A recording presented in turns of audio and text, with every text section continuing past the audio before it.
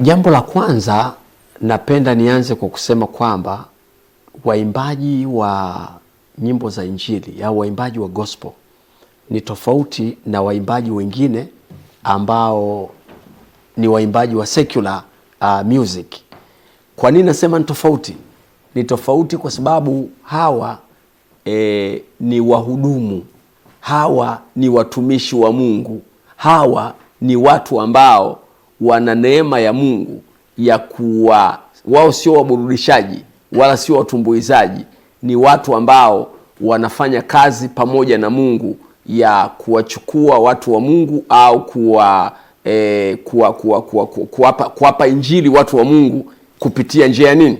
Kupitia njia ya uimbaji au kupitia vipaji vya uimbaji. Sasa kwa maana hiyo, unaposema habari ya migogoro, haitakiwi kusikika, haitakiwi kuonekana, haitakiwi kuwa entertained katikati ya hao waimbaji, kwa sababu tayari muimbaji hana tofauti na mtumishi wa Mungu mwingine yoyote ambaye anafanya kazi ya kufikisha injili. Swala tu ni kwamba mimi kama mwalimu, mimi kama mchungaji ninapeleka kwa njia ya mahubiri, lakini yeye anapeleka kwa njia ya uimbaji. Kwa maana moja au nyingine anapaswa kujijua kwamba yeye ni wakili wa siri za Mungu. Anapaswa kujua kwamba yeye ni mtumishi wa Mungu, na mtumishi wa Mungu hapaswi kuwa involved kwenye migogoro ya aina tofauti tofauti. Kwa maana moja au nyingine ni kwamba sio kwamba migogoro haitakuja, sio kwamba mashambulizi hayatakuja, sio kwamba shida zitakuja, lakini kama mtumishi wa Mungu anapaswa kujua kwamba yeye anachokifanya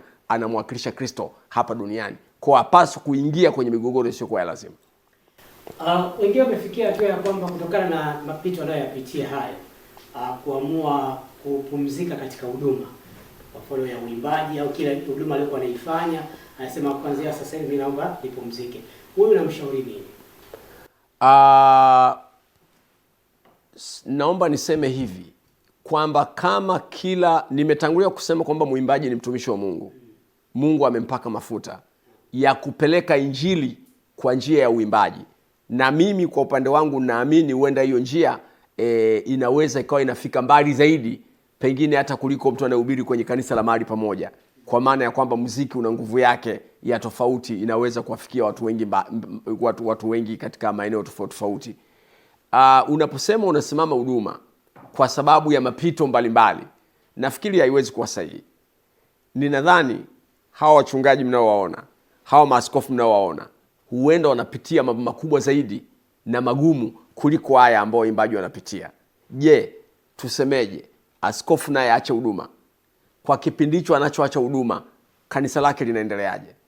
Je, huyu nabii, huyu mtume labda ambaye Bwana amemwamini, amempatia kundi, aache huduma. Akiacha huduma, hilo kanisa litaendeleaje? Hata mchungaji wa kanisa la mahali pamoja, huyu naye akisema aache huduma kwa sababu mpitia mambo mengi, hilo kundi litaendeleaje? Nafikiri hiyo haiwezi kuwa approach sahihi. Labda kama akiniambia kwamba maisha yake mwenyewe ya kiroho yamejichanganya, amerudi nyuma, hiyo ni kitu kingine.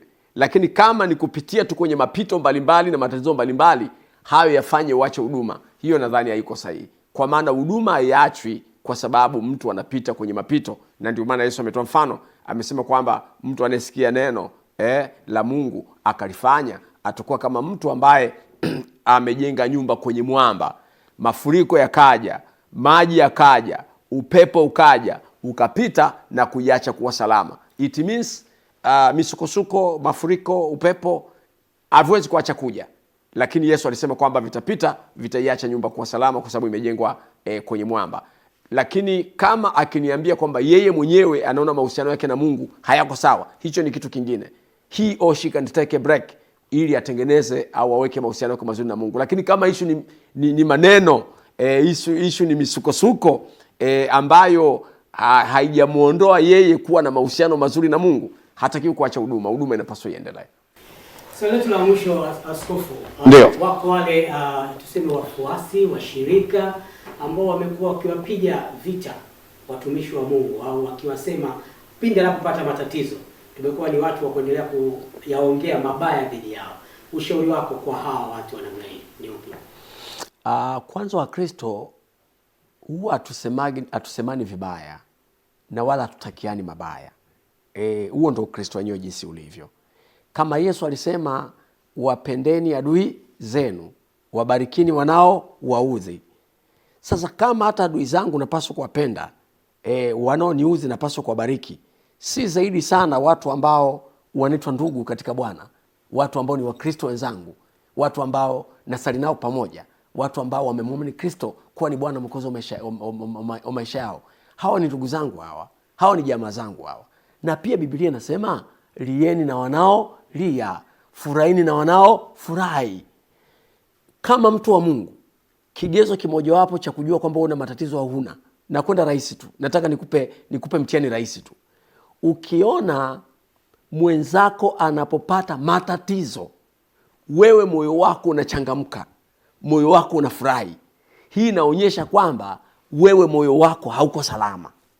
Inamaanisha kwamba ukiona ndugu yako anaingia kwenye msukosuko, ukiona ndugu yako anaingia kwenye mgogoro, wewe unapaswa kuumia pamoja na yeye, unapaswa kumuombea. Kwa nini? Kwa sababu ni mtu wa Mungu huyu. Wakati Sauli amefariki kwenye mlima Gilboa, upo kule Israeli, kutoka kwenye vita alivyokuwa anapigana na Wafilisti, tena akafa yeye na watoto wake watatu, akina Jonathani wale na kina Milkishua na wengineo. Daudi ijapokuwa alikuwa anawindwa na kutafutwa na Sauli, baada ya kusikia Sauli amekufa, hakufanya sherehe. Hata mtu aliyekwenda kumpa taarifa kwamba Sauli amekufa, ulijuaje? Anasema mimi nilimuua. Akasema hapana. Ulipataje nguvu ya kumuua Masihi wa Bwana, mtumishi wa Mungu? Akasema damu yako na iwe juu yako na yule mtu akauawa. Na mwisho wa siku, kwa kuwa Wafilisti walichukua mwili wa Sauli, wakaenda wakautundika kwenye mji mmoja unaitwa Bet-Shean, huko mpaka leo pale Israeli, ambao wakati ulikuwa na Wafilisti, wakautundika kwa ajili ya kufanya sherehe. Daudi akasema hii ni aibu katika Israeli. Huyu ni Masihi wa Bwana, huyu ni mtumishi wa Mungu, hata kama kuna vitu alifanya ambavyo kwangu vilinikwaza au alikuwa anatafuta kuniua. Akatuma watu akasema, naombeni mkautoe yule mwili, muende mkauzike, kwa sababu mtu mkubwa katika Israeli ameanguka leo, amekufa leo, amepata na matatizo. Hii ni aibu katika Israeli. Kuna mambo mengine naomba Wakristo wenzangu yanapofanyika tuone kwamba ni aibu kwa mwili wa Kristo, tuone kwamba ni aibu kwa Ukristo wetu, badala ya kushabikia, badala ya kushambuliana. Naomba watu wanaoingia kwenye matatizo tuwaombee, ili kwamba Mungu awarudishe, waweze kurudi kwenye huduma